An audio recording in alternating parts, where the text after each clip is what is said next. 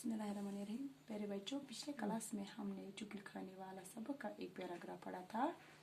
आज हम इसका दूसरा पैराग्राफ पढ़ेंगे। प्यारे बच्चों, इसके बाद चुगलखोर किसान के सालों से मिलने गया और इन्हें कहा कि किसान तुम्हारी बहन को रोज पीटता है। उसने कहा कि वो कल खेत पर आकर अपनी आंखों से देख सकते हैं कि किस तरह किसान उनकी बहन को पीटता है। इसके बाद चुगलखोर किसान के भाइयों के पास गया और उन्हें कहा कि उनके भाई को इसके साले हर जूते रोज पीटते हैं। चुगलखोर ने इन्हें भी कहा कि वो दूसरे दिन खेत पर आकर खुद अपनी आंखों से किसान की पिटाई होती देखे।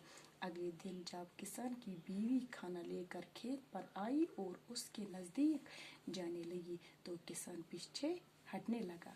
बीवी को यकीन हो गया कि कोई बात जरूर है कि उसका शौहर उससे दूर होता है।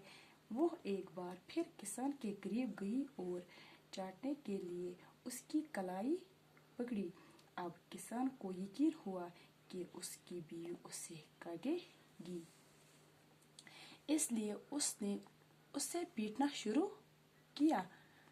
किसान के साले जो छुप कर ये सब देख रहे थे खेत में आए और किसान को पीटने लगे।